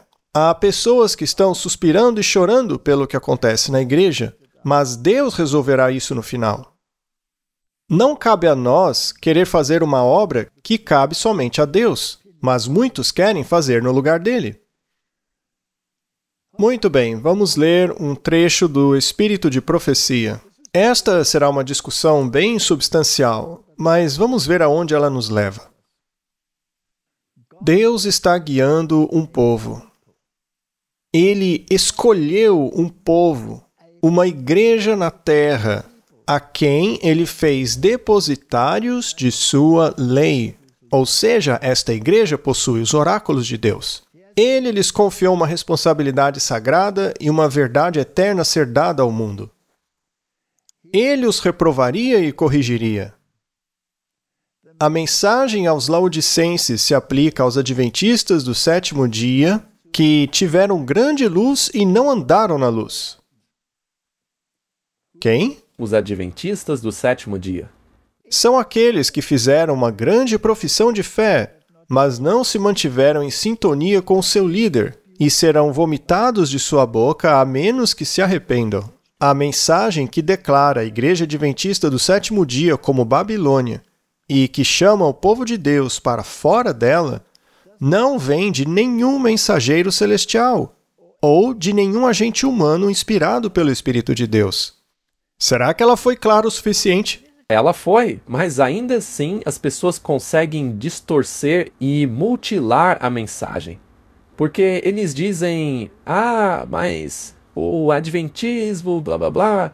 É por isso que foi importante você começar perguntando quem é a igreja. Porque eles dizem que isso daí é só para os membros da igreja. Para eles, o templo é uma igreja e não esta organização. É verdade. Quando a provação do corpo terminou, no tempo de Jesus, foi então que essa decisão foi tomada. Se você decidiu não aceitar o Messias, você sofreria as consequências da destruição de Jerusalém. O mesmo acontecerá no final. É que ainda não chegamos lá, mas estamos perto. Mas nesta fase, esta organização Ficará de pé. ainda que frágil e imperfeita, ela permanece. Bom, a gente vai chegar lá, né? Sim, logo, logo. Muito bem. Cristo disse sobre o seu povo: Vós sois a luz do mundo. Nós somos o povo denominado do Senhor. Nós temos os oráculos, Sim, é uma denominação. chamada para proclamar as verdades de origem celestial. A obra mais solene e sagrada já dada aos mortais é a proclamação da primeira, segunda e terceira mensagens angélicas ao nosso mundo. Nas nossas grandes cidades, deve haver institutos de saúde para cuidar dos doentes e ensinar os grandes princípios da reforma da saúde. Os israelitas estavam sob um grande princípio da reforma da saúde, e eles não reclamaram disso? Sim, o tempo todo. Eu tenho uma pergunta. Há pessoas por aí que dizem que nós, especialmente eu, somos cães mudos que não latem contra os males dentro da igreja. Reclamam que não mencionamos os nomes dos que estão em erro. Mas já explicamos por que não fazemos isso. Nós atacamos os princípios errados e não os nomes. Porque amanhã será um outro nome. Sempre muda. Mais cedo ou mais tarde vai ser outra pessoa fazendo aquilo. Por exemplo, existem pessoas em altos cargos na igreja envolvidas em concílios ecumênicos. Sim. Pessoas que dizem: nós não pregamos as 3 mensagens angélicas. Não devemos pregar essas mensagens. Temos que pregar apenas o nome de Jesus. Só que Jesus nos ordenou pregar as 3 mensagens angélicas. Certo. Deveríamos então dizer que este indivíduo que fala isso deveria ser expulso da igreja? Esse é o meu trabalho ou é o trabalho de Deus? É o trabalho de Deus. Farei outra pergunta. É apenas esse homem que faz isso? Ou existem centenas como ele na igreja? Existem. Existe uma maneira certa e uma errada de se lidar com este problema. A igreja tem instruções muito claras sobre como lidar com esta situação. Martin, será que já enfrentamos confrontos? Ou melhor, para ser mais preciso, por acaso eu não passei por grandes confrontos contra várias pessoas da igreja que têm essa mentalidade de não pregar as 3 mensagens angélicas? Sim, E eu não fui duramente criticado por essas pessoas? sim, Não fui convocado a comissões? Não escrevi cartas a eles, sem dúvida. denunciando publicamente o que estava acontecendo? Veja, minha esposa escreveu um livro chamado Dwelling in a Secret Place, onde toda a história é contada, incluindo uma das cartas que foi escrita para cada líder dentro desta organização. Está na internet, é gratuito. Baixe em nossa página web, leia o livro e veja se realmente fomos cães mudos que não latimos contra os males da igreja. A questão é que nós acreditamos haver uma maneira certa de se fazer isso. Não atacamos nomes, mas o princípio errado. Por acaso, já defendemos alguma vez o ecumenismo em nosso ministério? Nunca. Jamais. Nunca. Nós não temos insistido que a mensagem de saúde é um importante braço direito do Evangelho? Claro que sim. E por acaso nós somos populares por causa disso? Não. De jeito nenhum. Não. Mas eles também rejeitam o espírito de profecia nessa questão, não é? Então, eles não estão mantendo o testemunho, que é o espírito de profecia. Então, Martin, isso é muito importante. Temos que pregar as 3 mensagens angélicas. E o fato de algumas pessoas não quererem isso por terem mentalidade ecumênica é problema delas. Sabe, é interessante também que somos acusados, especialmente você, de sermos totalmente contra ministérios independentes. Como assim? Eu pertenço a um ministério independente. Se chama Clash of Minds. Sim, somos independentes. Como eu poderia ser contra isso? O que eu sou contrário é a ministérios independentes que ensinam que temos que nos separar da igreja, porque esta se tornou Babilônia. Eu não acredito nisso. Eu também não. Com certeza não. Não de acordo com o que acabamos de ler. Eu não acredito. O quão longe essa igreja irá em termos de apostasia? Bem, ela diz em Mensagens Escolhidas que pode parecer que a igreja vai cair, mas ela não vai cair. É simples assim. Ela permanecerá de pé enquanto os pecadores de Sião serão sacudidos para fora e separados do precioso trigo. É uma tarefa terrível, mas deve acontecer. Então, Martin, haverá uma limpeza, mas é Deus quem fará isso. E infelizmente, se você tiver uma certa mentalidade de como isso vai acontecer, não se surpreenda quando não sair exatamente do jeito que você esperava. Porque na maioria das vezes, as pessoas diriam, serão as pessoas que não concordam com tudo.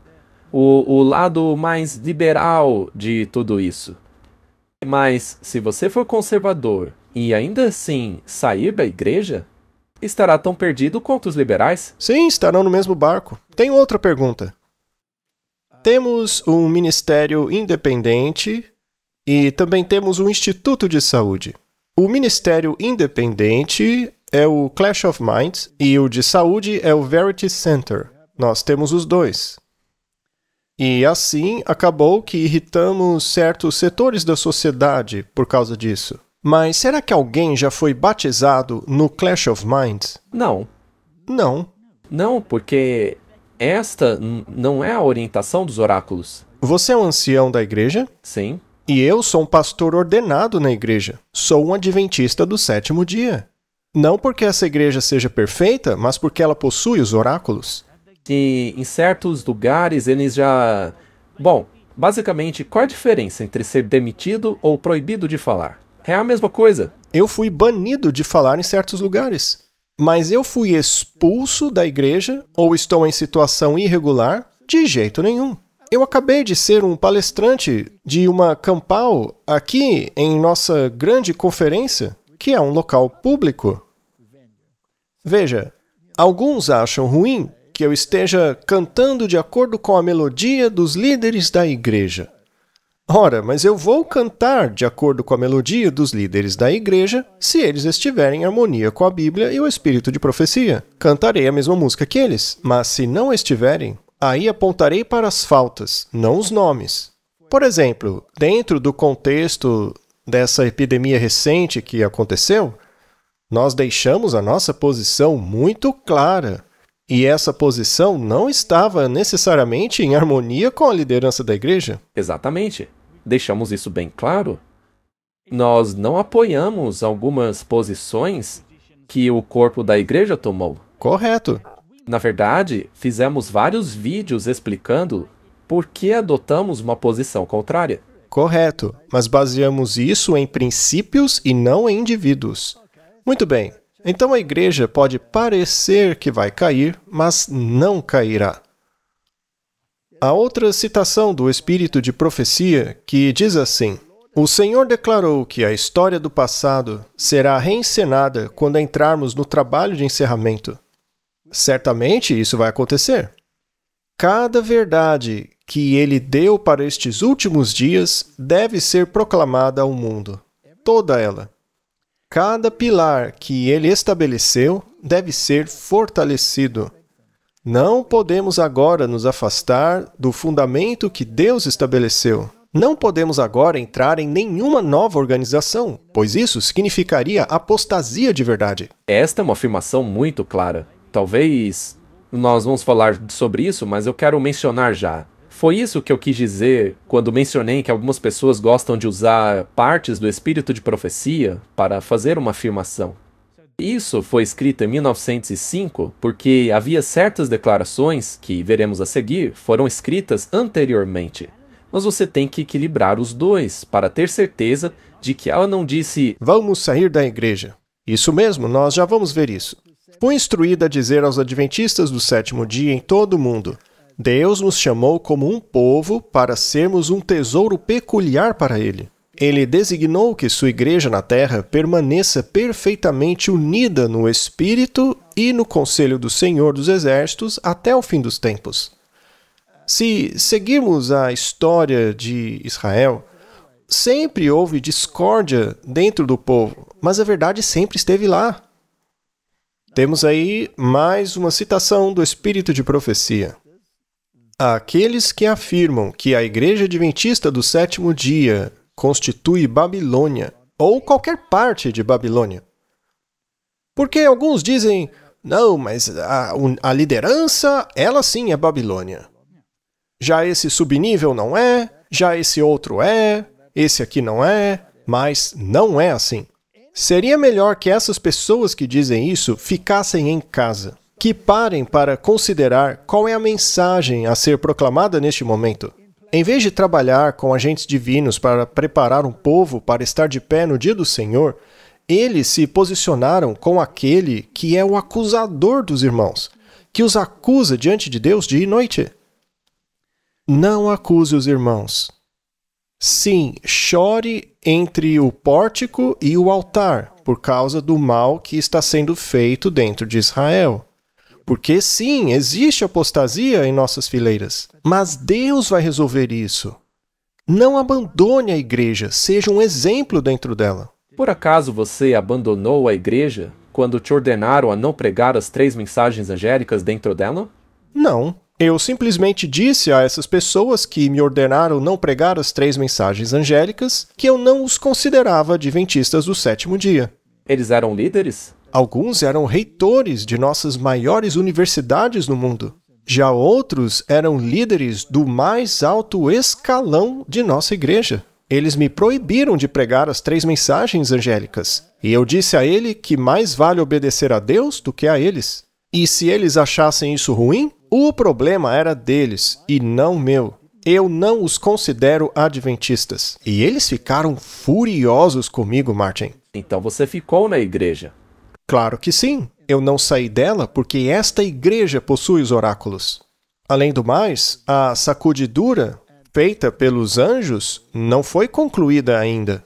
Ele certamente está trabalhando nisso agora, porque agora mesmo tem muita gente abandonando nossa igreja por amarem as coisas do Egito. Essas pessoas não gostam de certas declarações. Por exemplo, pastores que abandonaram grandes emissoras de TVs adventistas por não concordarem com certas coisas de nossa igreja. Parece até que eles não estudaram a história dos filhos de Israel. Estes que estão saindo acreditam que o espírito de profecia não é de Deus. Eu acho que eles dizem isso porque o espírito de profecia contradiz o estilo de vida deles. Agentes satânicos foram movidos de baixo e inspiraram homens a se unirem em uma confederação do mal, para que pudessem confundir, atormentar e causar grande angústia ao povo de Deus. O mundo inteiro será incitado à inimizade contra os adventistas do sétimo dia, Martin, o remanescente. Isso porque estes não prestam homenagem ao papado. Martin, temos pessoas em nossas fileiras dizendo que o papado mudou? Sim. Claramente sim. Já não provamos que Roma não mudou? Ora, basta ir e dar uma olhada nos últimos 2 episódios que fizemos. Quem está errado, então? Com certeza não somos nós. Eles estão errados. E os oráculos dentro da nossa igreja continuam afirmando a mesma coisa. Ora, se há pessoas que querem insistir nisso, ou ainda que seja, sei lá, o líder da conferência geral, isso não muda o fato de... Não me importa quem seja. líderes de união já escreveram publicamente contra nós, contra mim em específico, né? Sobre essa questão de Roma ter mudado. E eu o repreendi publicamente em uma carta. Isso é público, qualquer pessoa pode olhar na internet, basta procurar. Há uma resposta para um presidente de união a respeito dessa questão. Será incitada a inimizade contra os adventistas do sétimo dia, porque estes não prestam homenagem ao papado, honrando o domingo, a instituição deste poder anticristão. Eles são poder anticristão, gostem ou não. O objetivo de Satanás é varrê-los da face da terra, para que sua supremacia neste mundo não seja contestada. Um dos líderes de nossa igreja disse claramente que eu não poderia pregar isso. Ora, ele ousou dizer que isso não faz parte de nossas crenças fundamentais. Então eu disse, mas o espírito de profecia faz parte de nossas crenças fundamentais. Portanto, eu vou sim pregar isso. E a Bíblia me diz lá em Daniel capítulo 7 que eu devo pregar isso. Devo alertar contra o chifre pequeno. E Apocalipse 13 me diz que este será o assunto do fim dos tempos. Se ele não quiser pregar isso, o problema é dele. Quer saber? Eu sugiro que ele saia e se una a outra igreja, porque eu não sei o que ele está fazendo nesta. ora, se tem gente em nossa igreja que não aceita a verdade, eu não vou sair por causa delas. Mas não serei eu a expulsá-lo. Se ele continuar nessa igreja e continuar sendo reitor de teologia, eu não me importo. Deus vai cuidar dele. Ou ele mudará de ideia, ou Deus o expulsará. Um dos dois. Bom, vamos falar disso também, mas se ele viver nos últimos dias, pode até ser que ele veja Jesus voltar, mas não estará com a vestimenta certa. Talvez sim. Talvez Jesus volte e esse homem esteja com a sua própria justiça. Martin, o principal problema que eu vejo, a principal questão, é uma de duas. Aqueles que agarram-se à sua própria justiça pensam que são perfeitos, e os outros são todos imperfeitos. Então eles se separam da igreja. Já o outro lado liberal diz que tudo é válido, é tudo da lei. Então temos esses dois padrões de pensamento opostos um ao outro. Alguns se dizem ultraconservadores, vestindo-se com suas próprias vestes de justiça. Mas nunca deveríamos afirmar que somos justos? Nós podemos sim reivindicar pela fé a justiça de Cristo, mas a justiça é dele, não minha. Exatamente. E só para deixar claro, nós também não dizemos que as pessoas serão salvas em seus pecados. Não. Ao dizermos que temos uma natureza caída, estamos apenas reiterando o que diz a Bíblia e o espírito de profecia. E se dissermos que não temos pecado, somos mentirosos. A verdade não está em nós. Sim, nós temos uma natureza pecaminosa, mas isso não quer dizer que temos que dar ouvidos a ela. Porque fomos sepultados com Cristo no batismo e ressuscitados com Ele. Eu não sou obrigado a cometer adultério por ter uma natureza caída. Eu não sou obrigado a roubar porque sou pobre. Ainda que Tomás de Aquino me dê essa permissão, e o Papa também, em sua Rerum Novarum, eu não tenho que fazer isso, porque isso é quebrar o mandamento de Deus. Essas pessoas aí estão baseando sua teologia na lei natural. Isso é problema delas. Eu não tenho que dar ouvidos a isso. Eu prefiro me ater aos oráculos de Deus. Eles são muito simples. E é somente a justiça de Cristo em mim que pode ser chamada perfeita. Essa é a única perfeição que podemos reivindicar. Que todos tenham cuidado de não protestar contra as únicas pessoas que estão cumprindo a descrição dada no povo remanescente que guarda os mandamentos de Deus e tem a fé de Jesus. Martin, essa é uma declaração muito importante. Deus tem um povo distinto, uma igreja na terra inigualável, superior a todas as outras para ensinar a verdade e reivindicar a lei de Deus. Meu irmão, se você está ensinando que a Igreja Adventista do Sétimo Dia é Babilônia, você está errado. Não sou eu quem diz isso, mas eu vou concordar com quem disse. Portanto, todos esses indivíduos que ficam criticando a igreja e se separaram dela, eles o fizeram por sua própria vontade. Na verdade, eu escrevi cartas para alguns deles pedindo que reconsiderassem sua decisão. Afinal, por que eu sofreria sozinho nessa igreja? É a solução mais fácil sair da igreja. É mais fácil sair dela e não ter que suportá-la. Sim, e daí eles se tornam perfeitos por sua própria justiça. Na verdade, essas pessoas até nos ridicularizam por não querermos sair e abandonar essa igreja. Por acaso Moisés saiu imediatamente do povo de Israel quando estes apostataram? Claro que não. Será que eles conseguem mencionar um profeta que abandonou o povo de Deus quando este apostatou? Nenhum saiu. Eu não duvido da sua sinceridade ou honestidade. Já escrevi longas cartas em diferentes momentos para aqueles que acusam a Igreja Adventista do Sétimo Dia de ser Babilônia. Eu também escrevi longas cartas, todos podem lê-las. Estão no livro da minha esposa, gratuito na internet, não está escondida de ninguém. De que não estavam lidando com a verdade. Você pensa que indivíduos prejudicaram minha mente. Se eu estou nesse estado, eu não sou apta a ser incumbida da obra de Deus. Mas este assunto me foi trazido à mente em outros casos, onde indivíduos alegaram ter mensagens para a Igreja Adventista do Sétimo Dia, de caráter semelhante, e a palavra me foi dada: não acredite neles. Eu não os enviei, e mesmo assim eles foram. O que faremos com isso, Martin? O que foi que eles fizeram? Abandonaram a igreja. Eles decidiram que a igreja só tinha joio, e aí foram embora dela. Ficaram de fora da igreja, criticando-a. Para mim é incrível que essas mesmas pessoas acreditem ser os arautos da verdade. E eles sabem até mesmo como utilizar o dízimo. Eles são perfeitos no seu uso do dízimo. É o que pensam. Bem, Martin, quem vai cuidar dessa questão no fim das contas? Deus cuidará de sua obra. Deus tem uma igreja na terra, que é o seu povo escolhido, que guarda os mandamentos. Ele os está liderando, não são rebanhos perdidos. Agora, se você é um ministério independente, você é um desgarrado? Não. Pode até ser. Sim, mas se você seguir os oráculos da igreja e estiver apoiando o corpo, batizando membros neste corpo... Esse é o crisol. E sabe o que é interessante? Ela escreve que Deus permitirá que a apostasia entre na igreja para que se possa ter a visão clara, para que se enxergue bem o que está em harmonia e o que não está. E aí as pessoas tomem uma decisão. Então, permaneça nesse corpo. O que não quer dizer que você tenha que participar das apostasias também. Exatamente. Na verdade, não participe. Exato. Somos chamados a não participar da apostasia.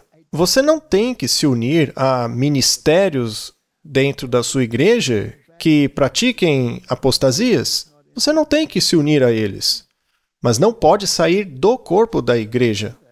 Você não tem que se unir aos que dentro da igreja estão praticando apostasias. Apenas chore entre o alpendre e o altar. Isso é muito importante. Então, não há necessidade de duvidar, de ter medo de que o trabalho não dará certo. Deus está à frente da obra. Ele colocará tudo em ordem.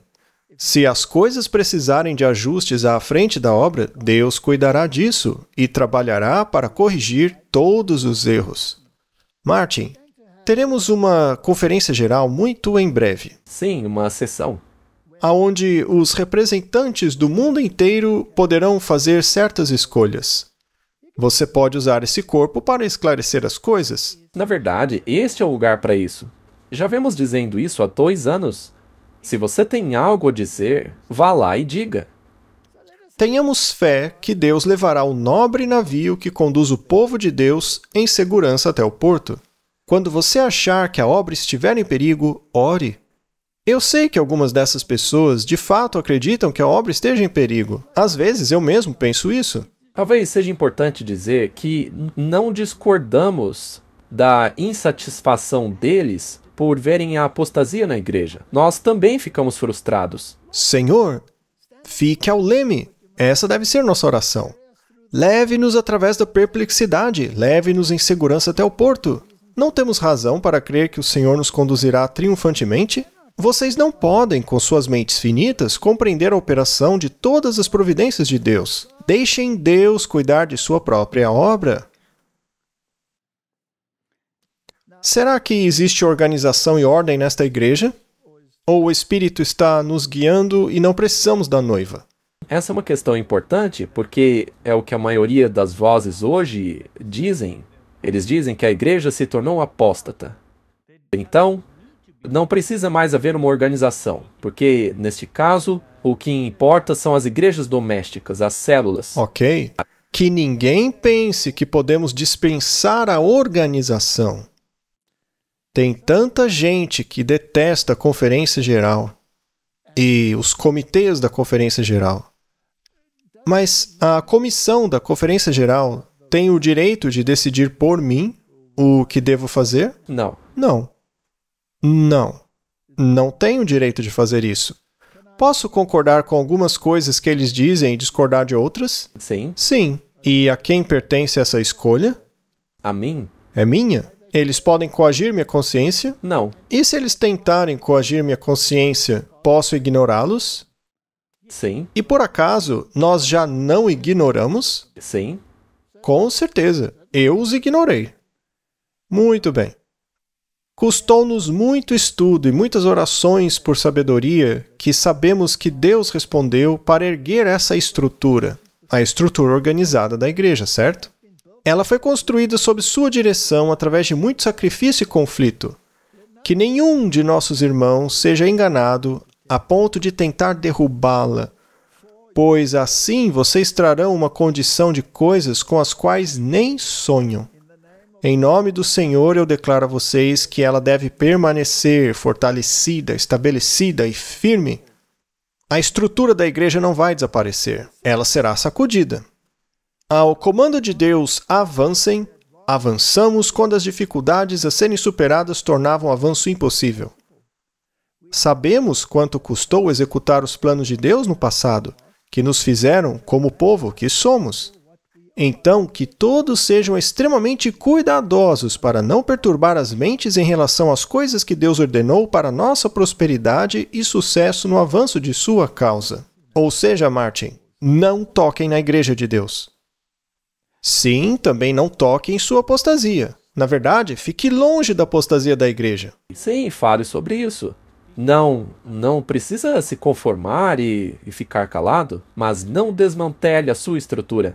Quando eu olho para o que alguns líderes estão fazendo, especialmente na Europa, e em algumas partes da América do Norte, ou em qualquer parte do mundo, na verdade, eu fico chocado. Chocado. Ainda assim, eu não saio dessa igreja, porque sei que Deus a limpará. Mas será que o povo de Deus perdeu confiança nesta igreja? Vamos ser muito cuidadosos com essa questão. Sim, nós colocamos essa citação aí para mostrar que houve um tempo no passado no qual Ellen White não estava feliz com o que estava acontecendo. Especialmente na alta liderança. É o trabalho baseado em princípios errados que trouxe a causa de Deus ao seu atual embaraço. O povo perdeu a confiança naqueles que têm a administração da obra. No entanto, sempre ouvimos que a voz da conferência é a voz de Deus. Toda vez que ouvi isso, pensei que fosse quase uma blasfêmia. Não acabamos de dizer isso? Que o que sai da boca de alguns líderes chega até mesmo a ser blasfêmia? Toda vez que ouvi isso, cheguei ao ponto de pensar que fosse uma blasfêmia. A voz da conferência deveria ser a voz de Deus, mas não é, porque alguns em conexão com ela não são homens de fé e oração, não são homens de princípios elevados. Não há uma busca de Deus de todo o coração, não há uma compreensão da terrível responsabilidade que repousa sobre aqueles nesta instituição de moldar as mentes à semelhança divina. Ou seja, Martin, naquela época havia líderes que não estavam agindo em harmonia com os princípios de Deus. Eles estavam fazendo tudo o contrário do que dizia a Bíblia. É possível que hoje tenhamos líderes semelhantes àqueles? Não todos, mas alguns? Com certeza. Com certeza. E isso aí me diz que estes líderes liderarão na direção errada, mas não me diz que sou obrigado a segui-los por serem líderes. Claro que não. Isso foi em 1901. Agora, vamos avançar um pouco no tempo, para 1909.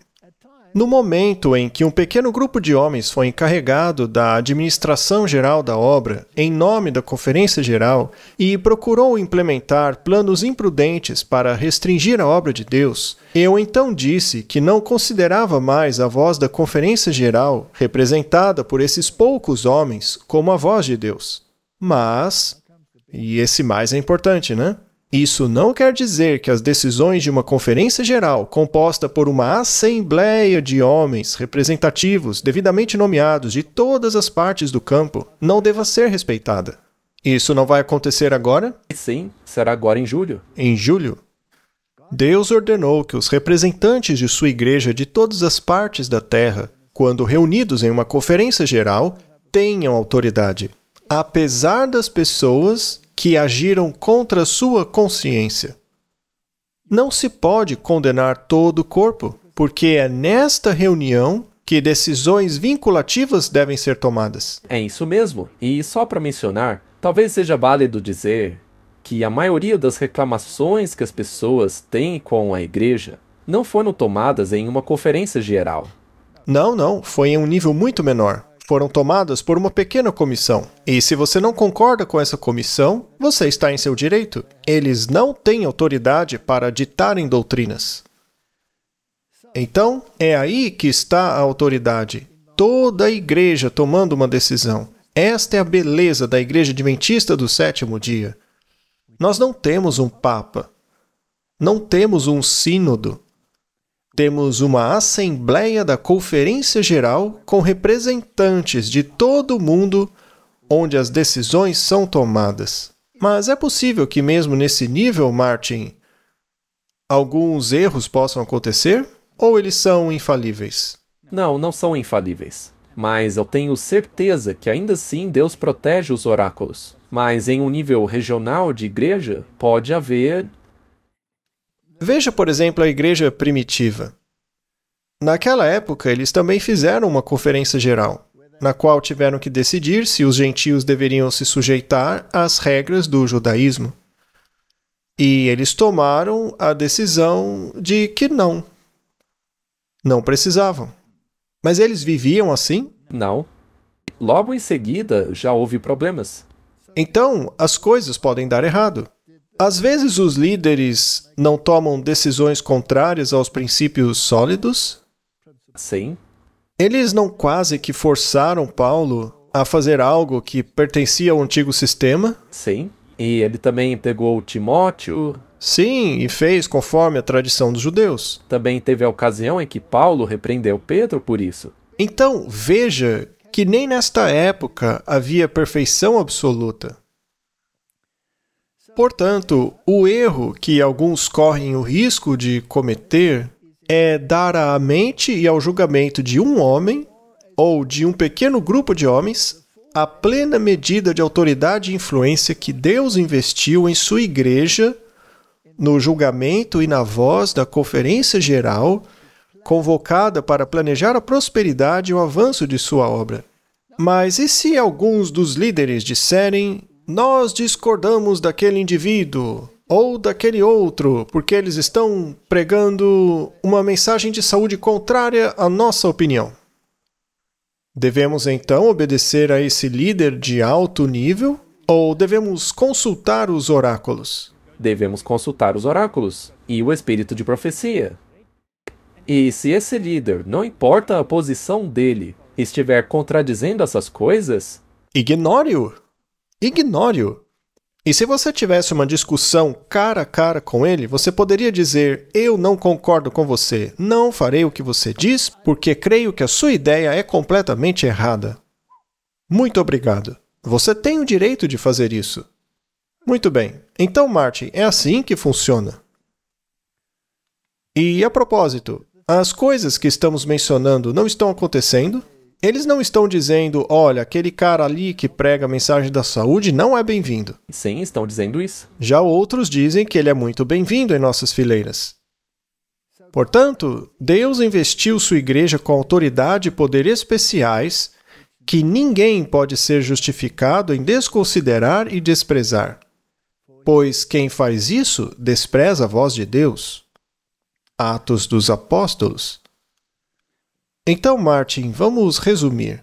De acordo com as Escrituras, existem duas classes na igreja que não participarão das bodas do Cordeiro. O primeiro grupo é aquele que não tem azeite. Eles não têm o Espírito Santo trabalhando em suas vidas para colocá-las em harmonia com os oráculos. Mateus 5:10. E tendo elas ido comprá-lo, chegou o noivo. E as que estavam preparadas entraram com ele para as bodas, e fechou-se a porta. Depois vieram também as outras virgens, dizendo, Senhor, Senhor, abre-nos. Mas ele, respondendo, disse, em verdade vos digo que não as conheço. Vigiai, pois, porque não sabeis o dia nem a hora em que o Filho do Homem há de vir. Então, Martin, há aqueles dentro da igreja que conhecem a verdade. Eles são as virgens. Eles têm acesso a toda a verdade. Aos oráculos de Deus, ao testemunho de Jesus, que é o espírito de profecia, à Torá. Eles têm tudo, mas não aplicam em suas vidas. Esses não estarão lá. E depois tem aqueles que têm a sua própria vestimenta, a sua própria justiça, que decidiram que eles são santos e o resto é tudo profano. Estes se separaram da igreja. Isso, abandonaram o povo de Deus, assim como Moisés abandonou quando viu o bezerro de ouro, né? Ora, ele nunca fez isso, ele nunca deixou a igreja. Mateus 22, a partir do versículo 11. E entrando o rei para ver os convidados, viu ali um homem que não trajava a veste nupcial. Ou seja, ele tinha sua própria justiça. Ele se declarou perfeito. Sim, e esse homem aí não recebeu a marca da besta, guardou os mandamentos, pregou para milhões ou centenas de pessoas. Mas disse a todos que a igreja de Deus era a Babilônia, porque ele é santo e não a igreja. E disse a ele, amigo? Martin, não foi a mesma coisa que Jesus disse a Judas? Judas foi salvo? Infelizmente não. Como entraste aqui sem ter a veste nupcial? E ele ficou mudo. Então o rei disse aos servos, amarrai-o de pés e mãos, levai-o e lançai-o nas trevas exteriores, e ali haverá choro e ranger de dentes. Porque muitos são chamados, mas poucos escolhidos. As pessoas têm que tomar muito cuidado com o que falam da igreja de Deus. Com toda certeza. Martin, quando eu disse no passado que deveríamos nos apegar a esta igreja e nunca sair dela, isto significa permanecermos dentro do corpo que tem os oráculos de Deus, que tem a lei e o testemunho, que tem o espírito de profecia. É neste corpo que devemos ficar. Isso é bíblico. Temos que resistir até a sacudidura, até que Deus realize esta obra e tenhamos um remanescente que traga o alto clamor ao mundo. Mas ficarmos dentro da igreja significa que tomaremos parte da apostasia que ocorre dentro dela? Claro que não. Não. Será que eu quis dizer, então, que devemos nos unir a certos ministérios ou líderes quando falam contrariamente ao espírito de profecia e à palavra de Deus? Não. Não, nós devemos recusar-nos a ouvi-los. Mas eu estaria sendo rebelde ao não escutá-los? Segundo eles, sim. Mas de acordo com os oráculos, não. Eles não podem até te banir? Sim. Mas não devo continuar pregando? Sim. Sim, porque afinal, quem são eles para me proibirem de pregar a palavra? Os discípulos, depois de terem sido avisados para não pregar nesse nome, não continuaram pregando? Sim. Mas foram parar na prisão por isso. Sim. Eu não fui interrogado pela polícia por causa disso? E Deus não os libertou? Sim. É assim que as coisas são. E, Martin, Eu amo essa igreja? Você acha que eu amo essa igreja? Definitivamente. Você acha que eu pareço com aquele cara às vezes, frustrado com certas coisas? Eu acredito que sim. Acho que agora mesmo, né, Martin? Não amamos apenas a mensagem, mas também os membros da igreja. Certa vez um homem disse: é fácil amar Jesus, difícil é amar a igreja dele. Bem, até mesmo Paulo lista um monte de dificuldades. Ah, esses irmãos, diz ele. Pois é, eles não são tão fáceis de amar, mas Deus os ama. Bom, eu vou dar outro exemplo. Se os seus filhos não estiverem todos na fé, você odeia os que não estão? Impossível. Ou você ora constantemente por eles? Claro que sim. É o que Deus espera de mim. É assim que Deus se sente. E é assim que nós nos sentimos. Agora, será que todos os líderes fazem parte dessa apostasia? Não. Não, eu já falei com muitos deles. Muitos não fazem parte dela. Eles também choram por isso. Choram e não tentam resolver o problema por si mesmos. Muito bem. Outra pergunta. Nicodemos e José de Arimateia fizeram um grande alvoroço no Sinédrio ou ficaram em silêncio enquanto assistiam os eventos? Ficaram quietos? Em grande parte ficaram quietos. O Sinédrio realmente tentou mantê-los longe das decisões importantes? Sim. Sim. Eles estavam perdidos por ficarem quietos na maior parte do tempo? Não houve um momento em que eles se levantaram e falaram? Sim, a luz deles brilhou intensamente naquele momento, bem em meio à escuridão total. Minha mensagem a todos que acusam é: parem. Em nome do Senhor, parem. Comece a orar. Orem. Deus ajustará essa igreja. É ela que irá para o reino. É a última igreja, Laodiceia. E eu sei a condição dela. Mas eu também sei que ela tem os oráculos de Deus. Portanto, esperarei que Deus a conserte. E pela graça dele, não por causa de qualquer virtude de qualquer indivíduo, mas por causa dele eu quero fazer parte do alto clamor. Esse será o clímax da igreja. Não é durante o período da igreja militante. Ela atingirá o seu ápice quando for uma igreja triunfante. Vamos orar. Pai Celestial, o Senhor tem um corpo neste mundo por meio do qual tu trabalhas. E o Senhor deu a este corpo os teus oráculos. Mas hoje vivemos uma triste situação que provavelmente a maioria não gosta dela. Mas isso não invalida os seus oráculos. Portanto, ajuda-nos a cumprir a lei, o testemunho e a guardar os teus mandamentos. A fé de Jesus. Guardar os mandamentos de Deus e o testemunho de Jesus, que é o espírito de profecia. Esta é a minha oração para todos. E eu oro para que muitos aceitem esta verdade e se unam às fileiras no lugar daqueles a quem a tua sacudidura irá sacudir. Sim, será uma experiência dolorosa, porque pessoas próximas a nós poderão nos deixar, e se não tomarmos cuidado, poderá ser nós mesmos. Então, Senhor, ajuda-nos a permanecermos firmes. Em nome de Jesus, amém. Amém. Todos os anos, algo extraordinário acontece. Um movimento de fé, um encontro de corações, um tempo de renovação, de reconexão e de comunhão com Deus.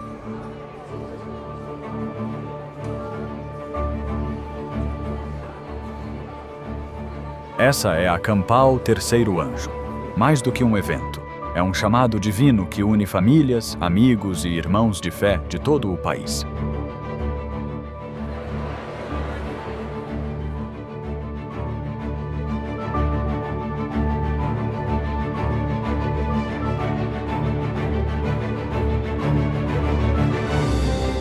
Mensagens inspiradoras, adoração poderosa e encontros que transformam vidas. Cada instante é pensado para reacender a fé e fortalecer sua caminhada com Cristo.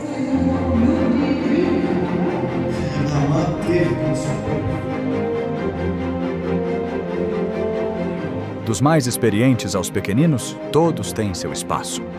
Programações específicas para crianças, jovens e adultos tocam corações de todas as idades.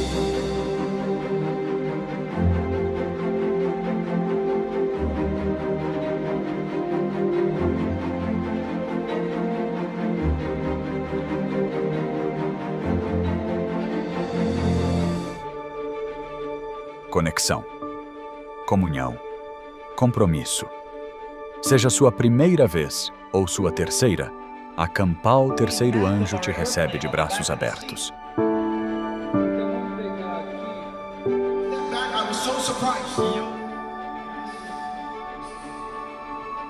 Isso não é só um congresso, é uma família, um vislumbre do céu.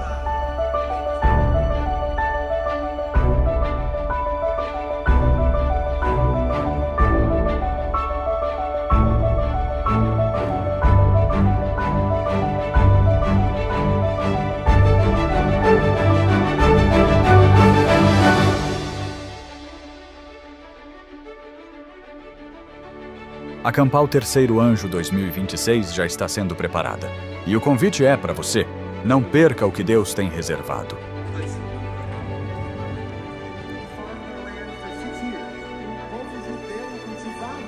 A cada ano damos um passo a mais perto do propósito, mais perto uns dos outros, mais perto do céu.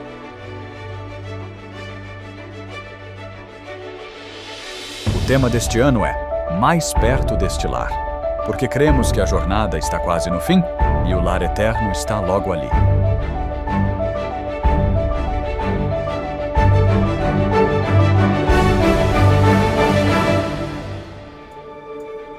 Campal Terceiro Anjo 2026. Mais perto deste lar. Esperamos você lá.